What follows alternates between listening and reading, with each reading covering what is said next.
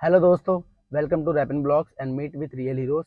तो हम आपसे दोबारा मिलने आ गए हैं एक रियल हीरोज़ को लेके। तो आज उनके बारे में जानेंगे। कुछ ही देर में अभी मैं यशिका जी के घर जाने वाला हूं, जिनसे आज हम मिलेंगे। यशिका जी हैं जो एजुकेशन को लेके बहुत अच्छा काम कर रही हैं, और स्कूल से लेके आज कॉलेज तक और आज जो कर रही हैं, उन्होंने कैसे कैसे लोगों की हेल्प करी और अभी कर रही हैं, आगे करती जाएंगी, तो उनके बारे में जानेंगे। तो दोस्तों ऐसे ही बने रहिए। और दोस्तों, आपने जो पहली वीडियो में मुझे इतना प्यार दिया है, उस चीज़ से मैं इतना मोटिवेट और इतना आपका धन्यवाद करना चाहता हूँ। बहुत आभारी हूँ आपका कि आपने इस काबिल मुझे समझा, इतना इतने मतलब बहुत प्यार दिया दोस्तों, आपसे क्या बोलूँ। तो बस ऐसे ही आप मुझे प्यार देते रहिए, मुझे हिम्मत मिलती रहेगी, मैं ऐसे रियल हीरोज़ आपके सामने लाता रहूँगा। और बस, तो नमस्कार दोस्तों, आइए चलते हैं और मिलते हैं यशिका जी से और उनसे जानना चाहते हैं। आइए। तो आइए दोस्तों, हम यशिका जी घर आ चुके हैं। तो यशिका जी से जानते हैं, उनकी जुबान से सारी स्टोरी आपके साथ शेयर करते हैं। आप बने रहिए और देखते रहिए। आइए यशिका जी। सबसे पहले तो मैं रैपिन ब्लॉग्स का बहुत बहुत शुक्रिया अदा करना चाहूंगी मुझे एक ऐसा प्लेटफॉर्म देने के लिए जहां पर मैं अपनी जर्नी शेयर कर सकती हूँ और लोगों के साथ में, so that they can also be motivated through my story and build their own story through this. तो देखिए, मेरी जर्नी स्कूल से शुरू हुई थी। ये करीब करीब 5-6 साल पुरानी जर्नी है, जब मुझे एजुकेशन सेक्टर में आने की मोटिवेशन मिली और एजुकेशन सेक्टर से ही सोशल सेक्टर में काम करने की मोटिवेशन मिली। तो ईच वन से मेरी शुरुआत हुई थी क्लास 11th में। हम 5-6 लड़कियां थी, हम प्राइमरी स्कूल में गए। प्राइमरी स्कूल में जाकर के हमने देखा कि हम स्पेशल किड्स के साथ काम करते थे। तब दीज आर द किड्स जो 3rd या 4th स्टैंडर्ड तक तो आ जाते हैं, बट इनको फोनेटिक्स में, साउंड्स में, अल्फाबेट्स में, इन सब में बहुत इश्यूज होते हैं। They can't read and then we expect कि हमारा बच्चा एपीजे अब्दुल कलाम की बायोग्राफी भी पढ़ ले, बट हम उसके ऊपर काम भी नहीं करना चाहते।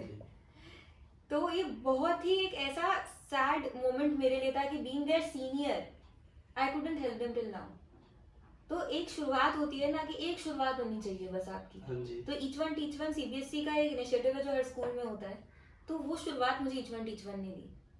मेरे टीचर्स के ट्रस्ट ने दी कि नहीं, यशिका स्टार्टअप है, यशिका कर सकती है, स्कूल के अंदर पहला साल है इस इनिशिएटिव का, हम कर सकते हैं।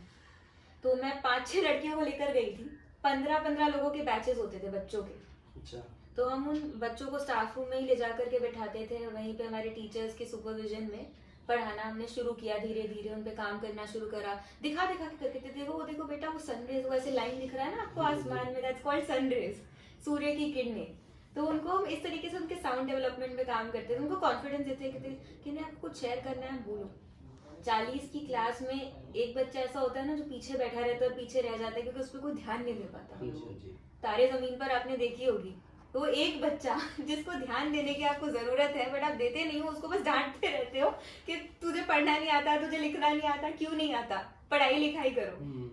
वो बच्चा पढ़ाई लिखाई करने की कोशिश तो करता है बट उसमें कॉन्फिडेंस ही नहीं आ पाता, क्योंकि अवेयरनेस ही नहीं है, वो सीख ही नहीं पा रहा है वो चीज। प्रॉब्लम पे फोकस कीजिए ना एक बारी, कि प्रॉब्लम क्या है, और उसके बाद प्रॉब्लम समझ के सोल्यूशन पे फोकस कीजिए। वो अप्रोच मैंने नहीं देखी किसी में अभी तक। तो हमने उसी अप्रोच को अपनाया कि प्रॉब्लम पहचानेंगे, फिर उसके सोल्यूशन पे काम करेंगे और मिलके करेंगे। कोई ऊपर नहीं है, कोई नीचे नहीं है, बराबर है। जब बच्चों से सुनने में आता था मुझे, तो बेटा आप अपने पेरेंट्स से डाउट पूछा करो, उन्हें बताया करो, डिस्कस किया करो घर में। माँ बाप से बड़ा गुरु तो कोई नहीं मिलेगा आपको जो आप पे काम करेगा। कहते दीदी पापा ना सब्जी बेचते हैं, मम्मी घर घर काम करती है, जब उनके पास टाइम होता है मेरे साथ बैठती तो है, पूछती तो है, बट उन्हें ये सॉल्व नहीं कर सकती, टीचर की तरह नहीं पढ़ा पाती वो मुझे।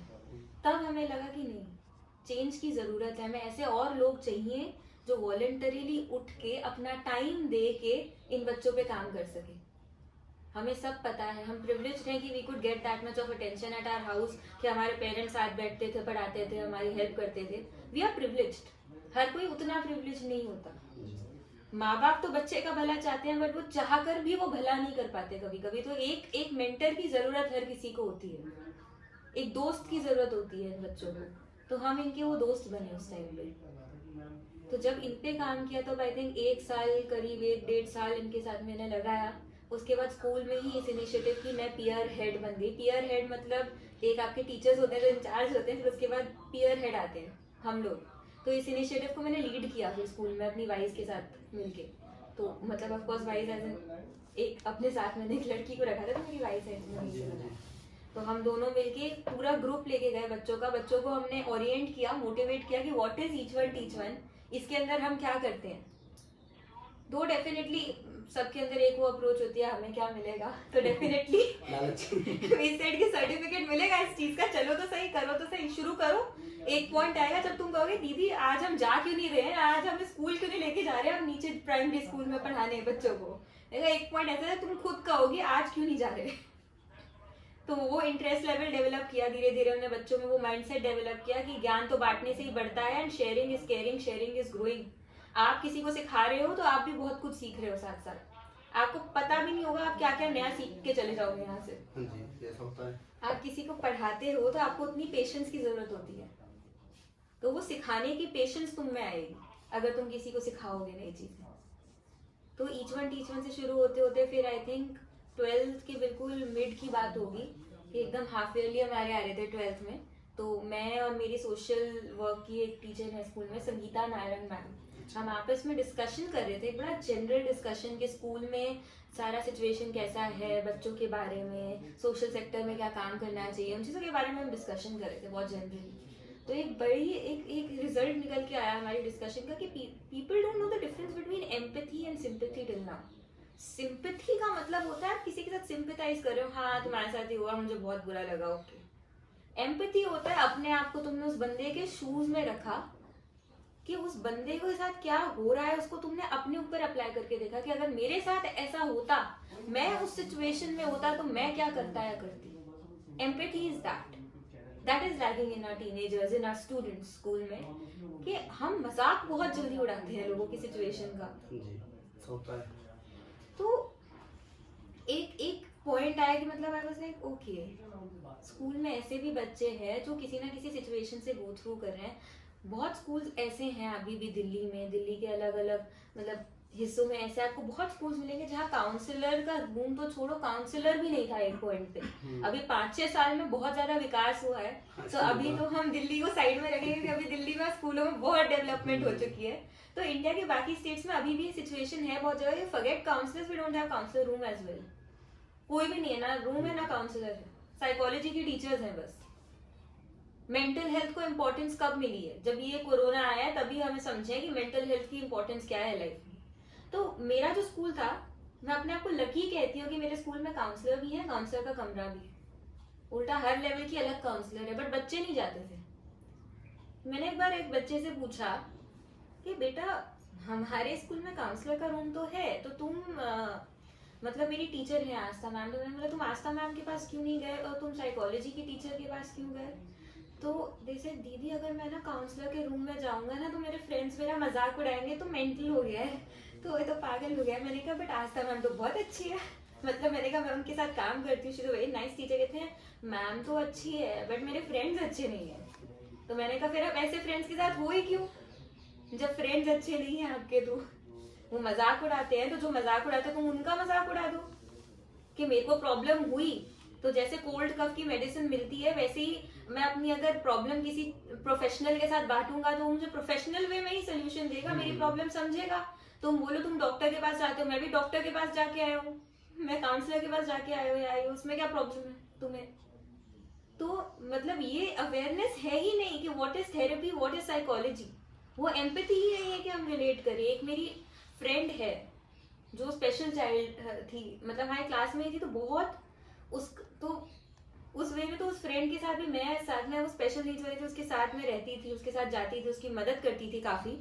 तो उस चीज का भी मतलब पीछे वो बच्चे होते हैं ना कुछ जो स्कूल तो आता था, पढ़ने लिखने नहीं आते, लेकिन गॉसिप में बहुत इंटरेस्ट होता है, तो वो गॉसिपिंग चालू, यार ये यशिका को तो देखो, इसका तो कोई ग्रुप में मतलब इसका ग्रुप है तो इसको तो ग्रुप की पढ़ी ही नहीं है, ग्रुप के साथ बैठती ही नहीं है, जब देखो सोशल सर्विस करती है यहाँ वहां जाके, इसकी मदद उसकी मदद, ये इनिशिएटिव वो ट्रिप।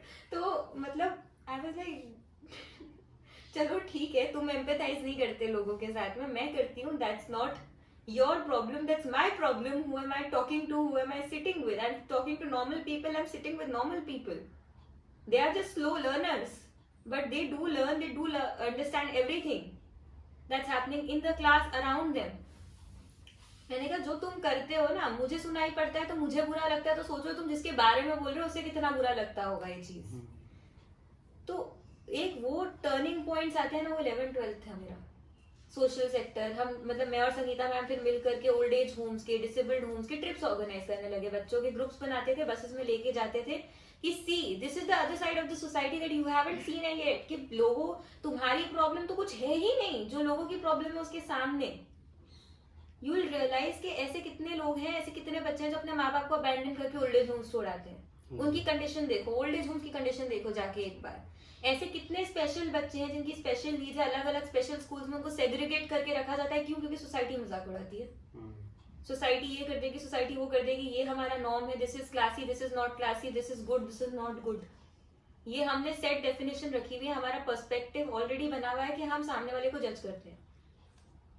तुम्हें नहीं पता कि वो आइसबर्ग होते ना, जितने पानी के ऊपर उतने पानी के नीचे, पानी के नीचे क्या है तुमने नहीं देखा, कौन क्या फेस करे तुमने नहीं देखा। अगर तुम्हारी लाइफ अच्छी चल रही है, तुम खुश हो, वेरी गुड, बट दूसरे की प्रॉब्लम को समझना सीखो, समझ के साथ देना जितना हो सके। तो यशिका जी, आपके स्कूल लाइफ में आपने बताया, तो हम उससे थोड़ा और आगे बढ़ते हैं, कैसे कैसे आपने फिर स्कूल के बाद कॉलेज में ये चीज़ें कंटिन्यू रखी। मेरा जो कॉन्फिडेंस आया था वो आया था जर्नलिज्म से। अच्छा। तो I think this was my very first trophy journalism की। ये बिल्कुल स्कूल लाइफ से थोड़ा आगे चलते हैं, 12th के बिल्कुल एंड की बात है जब मैंने फर्स्ट अपनी ये ट्रॉफी ली थी। 19 का जी, बिल्कुल 12th खत्म हो गई थी। तो फर्स्ट मैं जलंधर गई थी कंपटीशन में, जहाँ पे मैंने अपने आर्टिकल्स लिखने शुरू करे, अपने थॉट्स को प्रेजेंट किया। तो ये बेस्ट जर्नलिस्ट का जो, बेस्ट डेलीगेट का जो मोमेंटो है, जब ये जीता, तब एक कॉन्फिडेंस आया कि I can pen down my thoughts, I can also speak. Press conference में भी वहाँ पे हम बात देते, अपने सवाल पूछे लोगों से और जवाब भी मिले, तो तब एक कॉन्फिडेंस आया। फिर धीरे धीरे करके I started off, and farewell पे ये हार्ट ऑफ गोल्ड, तो मुझे याद है स्टेज के नीचे जब मैं ऊपर जा रही थी स्टेज से, तो बच्चे कह रहे थे वॉलंटियरशिप कर करके इसको ये मिल गया। पर जब मैं ऊपर गई, मैंने कहा तुम वहां बैठी हो, मैं आज यहाँ खड़ी हूँ अपनी वॉलंटियरशिप के बाद। एंड ये टाइटल आप देख रहे होंगे, हार्ट ऑफ गोल्ड, ये टाइटल नहीं था मेरे स्कूल में इससे पहले। अच्छा।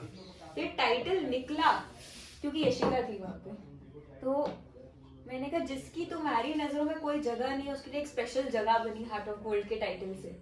तब मुझे रियलाइज हुआ कि आप अगर कुछ अच्छा करते हो ना, तो उसका ट्रिपल अच्छा आपको वापस मिलता है। लोग लाख बोलेंगे, मैं हर लड़की को यही बोलूंगी जो भी स्कूल में कुछ करने की सोचती है बट पीछे रह जाती है ये सोच के कि क्लासी गैंग जो है सो कॉल्ड, वो उसको क्या कहेगा। तो मत सोचो कि कौन क्या कहेगा, लोग कहते ही रहेंगे, उनका कोई अंत नहीं है, वो नहीं चुप हो सकते। तुम अच्छा कर रहे हो, तुम अच्छा करते रहो, उसका रिटर्न में जरूर मिलेगा कभी ना कभी। स्कूल के बाद कोरोना आ गया था 2020 में, मुझे याद है। तो सब बंद, इंस्टीट्यूशंस बंद, स्कूल्स बंद, कॉलेजेस बंद, हम सब चार दीवारी के अंदर बंद। फर्स्ट वेव आई थी, बहुत एक लॉकडाउन लग गया, सबके अंदर एक बहुत ज्यादा एंजाइटी थी, डर था सबके अंदर। तो बहुत लोग ऐसे थे, आइसोलेशन और no isolation, quarantine no quarantine, घर के अंदर बंद रहना भी एक बहुत बड़ा एंजाइटी का होता है कि बहुत जगह वाईफाई कनेक्शंस नहीं है, लोग मोबाइल डेटा पे चल रहे हैं, लैपटॉप्स नहीं है, फोन भी एक ही है। तो उस सिचुएशन में स्ट्रेस बहुत था, मेडिसिन खत्म होती जा रही थी। तो मैंने सोचा कि मेरे अंदर एक और टैलेंट है डांस का। हाँ, मैंने देखी डांस की वीडियो आपकी, अभी बताते हैं, आप बताइए। तो मुझे लगा कि ये डांस मैं स्टार दिवाली में करती हूँ तो मेरी थेरेपी है डांस, अलग दुनिया में ले जाता है। तो मैं सोचा ऐसा भी तो हो सकता है कि अगर मैं किसी प्लेटफॉर्म पे, दो I am not a very social person, इससे पहले नहीं थी, डेफिनेटली इससे पहले नहीं थी। फिर जब कोरोना आया तो मैंने सोचा क्यों ना अपने डांस को सोशल मीडिया पे एक बार ला करके देखा जाए, हो सकता है कि मेरे जो फेलो इंडियंस, फेलो ह्यूमंस हैं, उन सबकी मैं एंजाइटी, स्ट्रेस मिटा सकूं किसी तरीके से। तो मैं कलर्स ऑफ लाइफ लेकर के आई, आपने नाम से सुना होगा कलर्स ऑफ लाइफ। लाइफ के अलग अलग रंगों को मैंने अपने डांस परफॉर्मेंसेस के थ्रू लोगों को दिखाना शुरू किया। बहुत एप्रिसिएशन है कि thank you for reducing our stress. तो एक रिदम ऑफ लाइफ होती है ना, तो मैंने सोचा कि लाइफ कभी रुकती नहीं है, ये मैसेज मुझे देना है, चाहे कोरोना आ जाए, चाहे कोई भी एपिडेमिक है, लाइफ नहीं रुकती। तो वो मैसेज मैंने अपने डांस के थ्रू कन्वे किया। और फिर आता है मेरी लाइफ का बड़ा इंपॉर्टेंट पार्ट, नवंबर में 2020 नवंबर, यूथ फॉर एजुकेशन, जो कि अब देश के मेंटर बन चुका है। एजुकेशन सेक्टर मेरा favourite research point, education sector. Youth for education के द्वारा मुझे 5 बच्चे मिले शुरुआत में, 5 किड्स, 11th-12th के बच्चे थे, मैं भी उसी फेज से निकल के आई थी, उसी एंजाइटी स्ट्रेस से निकल के आई थी जो 11वीं-12वीं में बच्चों को होता है कि आगे क्या कोर्स लें, क्या कॉलेज लें, किस करियर में जाएं, जॉब अपॉर्चुनिटीज क्या है, कितनी सैलरी मिलेगी, क्या मिलेगा, सेटल कैसे होंगे, सब कुछ अनसेटल्ड है, किस कॉलेज में जाएंगे, समझ नहीं आ रहा। तो वो 5 बच्चों से जब बात होती थी, उनकी इच्छाएं बहुत थी, लेकिन उस इच्छा को पूरा कैसे करें, रास्ता नहीं दिखता। वो रास्ता, उस रास्ते का रास्ता ही पूरा अंधेरे में था। तो वो लाइट का स्विच बन के मैं उनकी लाइफ में गई कि उनको मैंने जब बताना शुरू किया ना कि क्या चीज कैसे करनी है। मेरी एक मेंटी को कुकिंग में बहुत इंटरेस्ट था। अच्छा। तो शी सेड दीदी मुझे ना कुकिंग में बड़ा इंटरेस्ट है, मुझे कुक बनना है। तो मैंने कहा अच्छा, तो मैंने कहा बेटा आपको पता है कि कुक को एग्जैक्टली हम वर्क टर्म्स में क्या कहते हैं, ऐसे शेफ बनना है आपको। तो मैंने कहा कि मैंने कहा आपको पता है कि होटल मैनेजमेंट, तो होटल मैनेजमेंट के बारे में गाइड किया उसको, एंटरप्रेन्योरशिप के बारे में गाइड किया कि अगर तुम्हें टैलेंट है तो तुम एक स्टार्टअप शुरू कर सकते हो। अभी आपने रास्ता दिखाया, तो रास्ता अंधेरे को दिखाया। उजाले में बदला। तो उसको स्टार्टअप का रास्ता दिखाया, उसको मैंने होटल मैनेजमेंट की फील्ड का रास्ता दिखाया कि आप चाहो तो आप जॉब भी कर सकते हो, आप चाहो तो आप जॉब दे भी सकते हो अपना स्टार्टअप खोल के। तो वो रास्ता दिखा। तो मैंने कहा कहीं से शुरू तो करना पड़ेगा। मैंने कहा खाना कितनी ऑफन बनाते हो घर में? मैंने कहा जैसे हम कहते हैं ना क्लीनलीनेस बिगिंस एट होम, वैसे ही your journey begins at home. मैंने कहा शुरू करो, नई नई चीजें इन्वेंट करो, बनाओ। मैंने कहा मास्टर शेफ देखना शुरू करो, फोन तो होगा, तो मैंने कहा ऑनलाइन देखना शुरू करो, कुकिंग वीडियोस देखो, छोटे छोटे हमारे जो यूट्यूब शॉर्ट्स भी आते हैं जिसमें कुकिंग की। तो मैंने कहा वीडियोस देखो, बनाओ। तो वो हर हफ्ते मेरे को नई नई डिशेस बना के पिक्चर भेजती थी कि मैंने ये बनाया। तो उसको मैंने पूछ दिया कि नहीं तुम कुछ कर सकते हो। और मैंने कहा डरना नहीं है, कोई कुछ बोले तुम जवाब दो, अगर तुम सही हो तो बिल्कुल बोलो कि मैं सही हूँ, तुम्हें कुछ नहीं करना तुम कुछ मत करो, मुझे मेरी लाइफ में कुछ करना है। मैंने कहा और लोगों को सिखाओ कि नहीं हम कुछ कर सकते हैं। Being a girl is not a problem in the society. The society is definitely problematic कि यहाँ पे लड़की लड़की का सपोर्ट नहीं कर रही है. That's a very very wrong perspective to have. कि जो as old generation to generation चीज पास होती जा रही है, उसी को आगे लेते जाते जा रहे हैं। फिर 5 बच्चों से शुरू होते होते मैं मेंटर कोऑर्डिनेटर बनी इसी प्रोग्राम में। मेरे अंदर 10 मेंटर्स आए, मैं उनकी कोऑर्डिनेटर थी। तो मैं मेंटर्स को सिखाती थी कि मेंटी से क्या बात करनी है, कैसे बात करनी है। तो मैं जब सुनती थी ना उनकी मेंटीज की स्टोरीज, तो मुझे लगता था कि नहीं मुझे अपने देश के लिए बहुत कुछ करना है, अभी तो बस शुरुआत है। ये 15 लोग मेरी शुरुआत है, मैं ऐसे ना जाने कितने लोगों तक अपना मैसेज पहुंचा सकती हूँ। फिर देश के मेंटर आया, सबसे बड़ा शुक्रिया तो मैं तीशी मैम का अदा करूंगी कि उन्होंने मुझे इस काबिल समझा कि उन्होंने मुझे कालका जी विधानसभा से इस प्रोग्राम का कोऑर्डिनेटर बनाया। कि आज करीब काम करते करते मैंने 700-800 ऐसे मेंटर्स हैं जिनको centrally Delhi, all over Delhi से मोबिलाइज किया। उनमें वो जज्बा, वो जुनून पैदा करने की कोशिश की कि हम अपनी सोसाइटी में कुछ कर सकते हैं। कहते हैं ना एक शिक्षित राष्ट्र अगर होगा तो आप डेफिनेटली हर एस्पेक्ट से ग्रो करोगे, चाहे फिर वो इंडिविजुअल एस्पेक्ट हो या फिर वो पूरे देश का एस्पेक्ट हो। इंडिविजुअली तो ग्रोथ हो रही है, बट देश भी ग्रो करेगा अगर शिक्षा होगी। Education is the key to success मेरे हिसाब से। अगर आप एजुकेटेड हो, आप अवेयर हो, आप सही हो, आपका पॉइंट ऑफ व्यू सही है, तो सब कुछ सही है लाइफ में। तो वो जब मैंने गाइडेंस देनी शुरू करी ना स्टेप बाय स्टेप, तब मुझे रियलाइज हुआ कि ऐसे कितने लोग हैं जिनको मैं पता नहीं गाइड कर सकती। लोग सोचते हैं ना इसको सिखा के क्या मिलेगा, मुझे क्या मिल रहा है, मुझे कोई पैसा दे रहे हो तुम इस चीज का। लोग ये सोचते हैं व्हाट एम आई अर्निंग। अरे you are earning experience, you are earning knowledge, you are earning growth. ये मुझे प्लेटफॉर्म मिला है देश के मेंटर। मेरा अभी अगर मैं आपसे पूछा आपको कितने करियर ऑप्शंस पता है, तो आपका जवाब में मुश्किल से मिनिमम 7 और मैक्सिमम 15, क्योंकि हम लोग वर्किंग सेक्टर में। There are more than 1.1 million career opportunities in India. आपको मालूम, more than 1.1 million career opportunities है हमारे पास आज। और जब मैं देश के मेंटर में आई थी, मेरी भी बैंडविड्थ वही थी 7-15। बच्चों को सिखाते सिखाते न जाने मैनेजमेंट सेक्टर के मैंने कितने करियर सीख लिए, एंटरप्रेन्योरशिप सेक्टर के कितने करियर मैंने ऑप्शंस देखे, बिजनेस ब्लास्टर्स देखे, कितनी मोटिवेशन मिली कि बच्चे जो है उनके अंदर कितने आइडियाज हैं कि वो हर्बल प्रोडक्ट्स डेवलप कर रहे हैं, मेकअप प्रोडक्ट्स डेवलप कर रहे हैं। उनके स्टार्टअप्स को मोटिवेशन ही नहीं मिलती। आइडिया सबके पास है, वो मोटिवेशन नहीं देने वाला कोई। बच्चों को आज के डेट में management careers, entrepreneurship careers, cooking के लाइन के careers and teaching careers, civil services careers के अलग अलग प्रेजेंटेशंस बनाती हूँ, उनके लिए रिसर्च करती हूँ, उनको सिखाती हूँ. तो आज अगर मैं बोलूँ ना, तो I am more aware than anybody else. I would rather say experience से आप ग्रो करते हो धीरे धीरे. वो ग्रोथ मिली है मुझे यहाँ से. ये कॉन्फिडेंस के मैं आपके सामने वीडियो पे आके बोल रही हूँ ना, ये भी मेरी जर्नी से मिला. तो आई थिंक मैं दर्शकों को जो एड्रेस कर रही हूँ वो भी अपनी जर्नी की बदौलत कर रही हूँ. लोग सोचते हैं कि मतलब ये क्या कर लेगी, बहुत कुछ कर लेगी. बस आपको आपके घर वालों का सपोर्ट मिलना जरूरी है. अगर आपके माँ बाप आपके साथ हैं, आप सब कुछ कर सकते हो. और अगर आप अकेले भी हो तो भी आप सब कुछ कर सकते हो. एक वो अवेयरनेस का वो बत्ती तो जलाओ. अपने घर वालों को कभी एक्सप्लेन करने की कोशिश करो.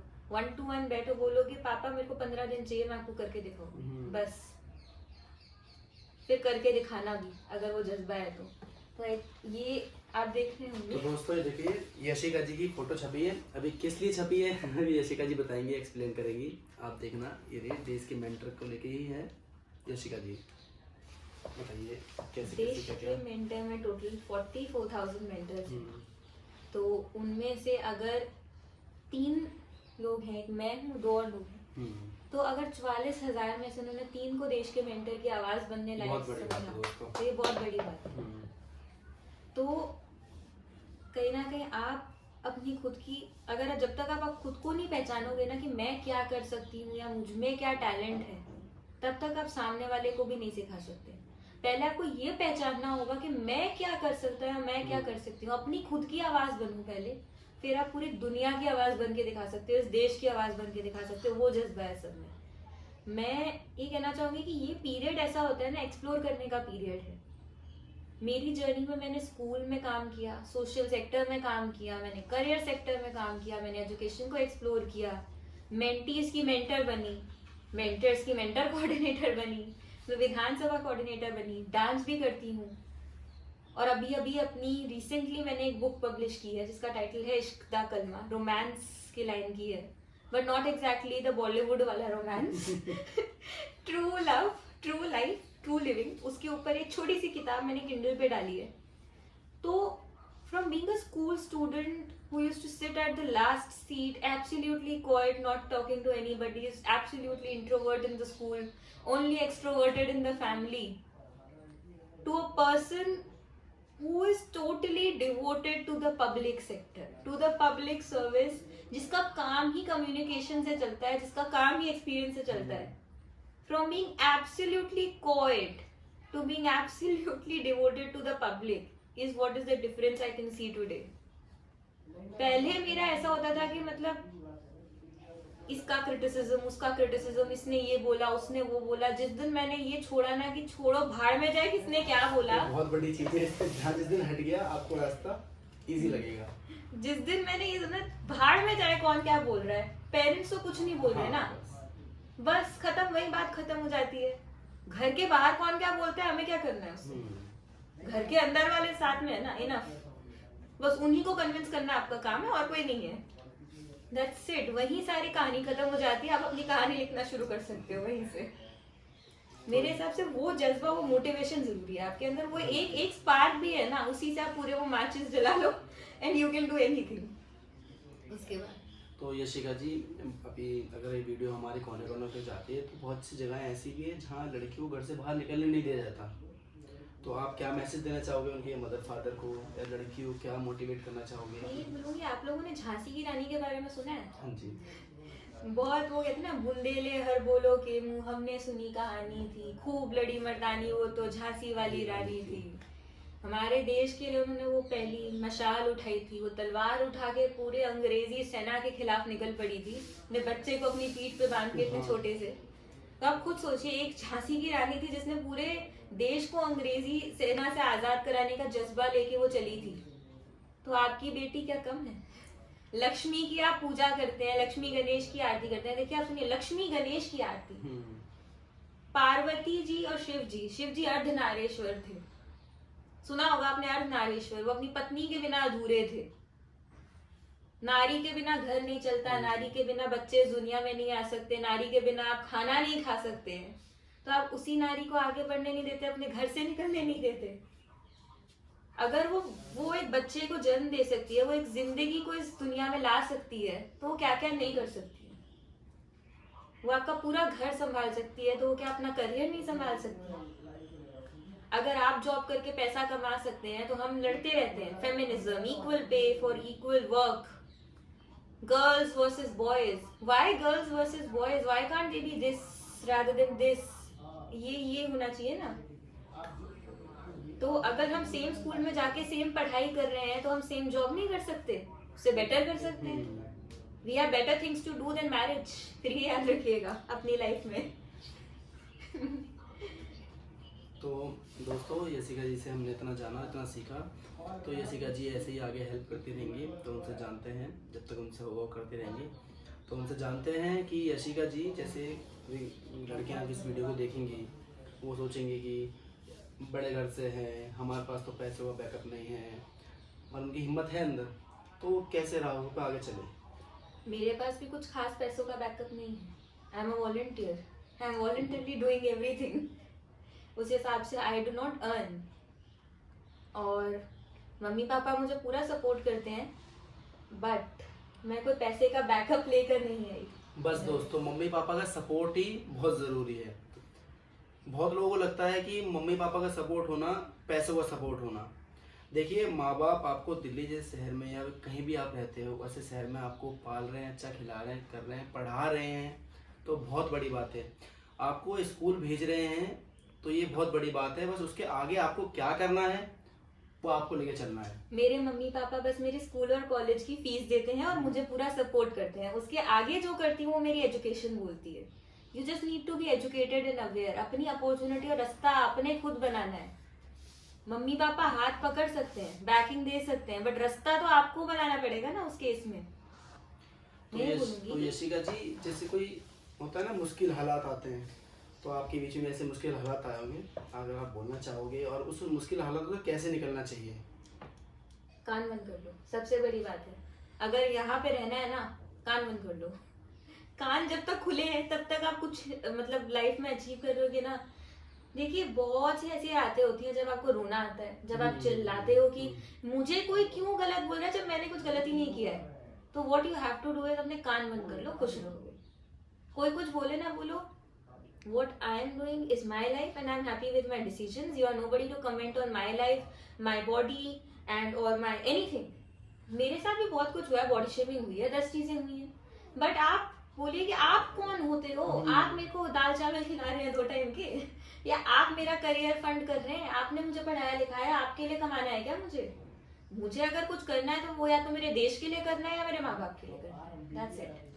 दो मोटिव होने चाहिए, देश के लिए खड़े होना और माँ बाप के लिए खड़े होना। कुछ अच्छा काम करोगे तो अच्छा मिलेगा मेरे हिसाब से।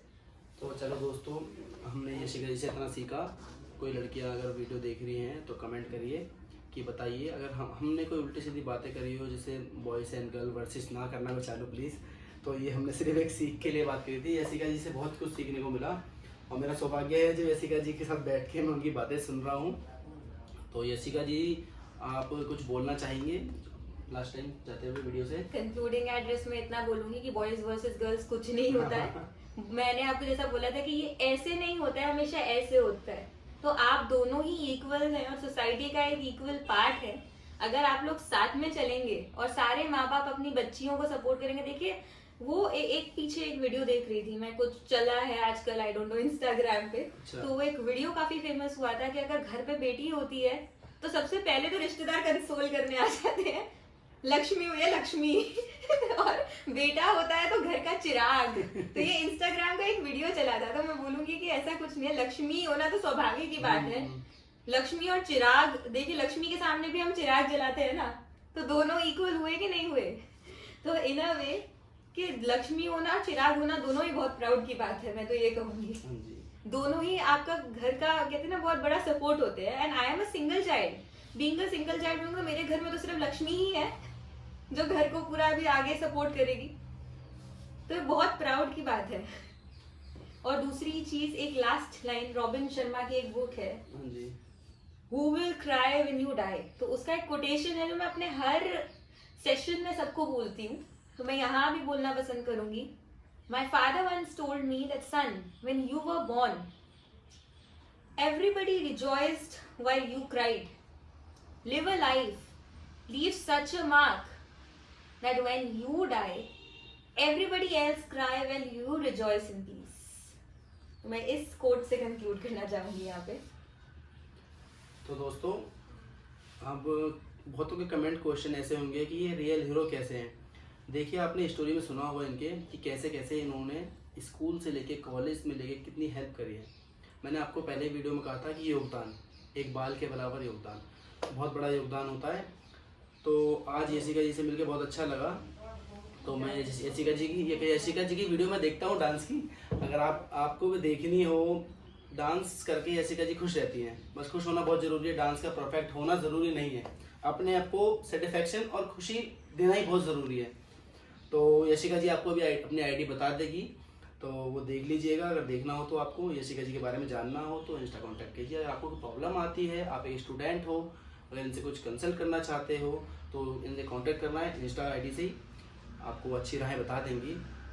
तो आपसे यहीं हम समाप्त करते हैं वीडियो को और आगे और रियल हीरो से मिलते हैं। और देखिए, मैं क्या रियल हीरो ढूंढूंगा। इनको स्कूलों में हजारों बच्चे होते हैं, उनमें से एक गोल्डन हार्ट ऑफ गोल्ड उन हजारों में से एक को ढूंढा। समझ रहे हो कितने पढ़े लिखे टीचर्स होते हैं, उन्होंने हार्ट देखा इनका। तो हम तो बहुत छोटे लोग हैं। तो ऐसे ही हम आगे रियल हीरो ढूंढ के आपके सामने लाते रहेंगे। अब इनकी स्टोरी से आपको इंस्पिरेशन और क्या कहते हैं मोटिवेट हमेशा मिलता रहेगा। जब भी आप एक लड़की अगर वीडियो देख रही हो, ऐसे लड़का कोई वीडियो देख रहा हो, आपको लगता है मुश्किल हालात, अगर लड़का देख रहा हो तो सिंपल कि एक लड़की है, कोई भाई नहीं है, अकेली हूँ, माँ बाप ने किया तो कर रही है, हिम्मत मिलेगी। लड़की हो तो बहुत ज़्यादा ही मिलेगी। तो आपसे बस वीडियो को शेयर करना, कमेंट करना। देखो, कमेंट और शेयर से मुझे हिम्मत मिलेगी आगे बढ़ने की। कमेंट करोगे, मेरी कुछ गलतियाँ हैं और जो है उनसे कुछ क्वेश्चन है तो आप आंसर मिलेगा आपको। और गलतियाँ देखो सुधारूंगा कमेंट करने के बाद ही। तो लाइक और शेयर करना ना भूलें। शेयर से ये है कि देखो स्टोरियाँ जाएंगी, हमें कोई ज़रूरत नहीं है, हम अच्छा खा रहे, अच्छा पहन रहे। बहुत ऐसी जगहें हैं जहाँ ज़रूरत है। जैसे यशिका जी ने बताया था कि अंधेरा होता है बच्चे के आगे तो उसको दिखता नहीं है। तो ऐसे ही इन वीडियो के माध्यम से, इस वीडियो का माध्यम ही यही है कि ऐसे लोगों से मिलना जो सही में हार्ट ऑफ गोल्ड हैं और उनसे कुछ मुझे भी सीखने को मिलेगा। तो बस बने रहिए और सब्सक्राइब चैनल करना ना भूलें, जिससे मुझे हिम्मत बने रहे। धन्यवाद दोस्तों। इस वीडियो को समाप्ति के साथ मैं 2 लाइन यशिका जी से बोलना चाहूँगा कि आप बताइए। तो मेरी इस जर्नी में जो भी मेरे साथ जुड़े रहे, जिन लोगों ने भी मुझे सपोर्ट किया, उनमें से मैं कुछ लोगों का यहाँ पर अभी शुक्रिया अदा करना चाहूँगी। मेरे मम्मी पापा का, और मैं वो कहते हैं ना, एक छोटा सा सपोर्ट आपको एक प्लेटफॉर्म का स्कूल देता है। तो डीपीएस मथुरा रोड से निकल कर देश के मेंटर तक मैं तीशी मैम का थैंक यू करना चाहूँगी, देश के मेंटर देने के लिए मुझे। और दूसरा ऑफकोर्स रैपिड ब्लॉग्स का मुझे यहाँ पे बुलाने के लिए। तो थैंक यू एवरीवन। और आपको अपनी लाइफ में अगर कुछ करना है, कुछ बनना है, तो एक छोटी सी स्पार्क ही काफ़ी होती है। अपने घर वालों को, अपने माता पिता को खुश रखिए तो सब खुश है, सब अच्छा है। बाकी के लिए मैंने आपको जैसा कि बोला था, अपने कान बंद कर लीजिएगा। तो all the best to all the girls and boys out there. आप अपनी लाइफ में बहुत कुछ कर सकते हैं, बहुत कुछ बन सकते हैं।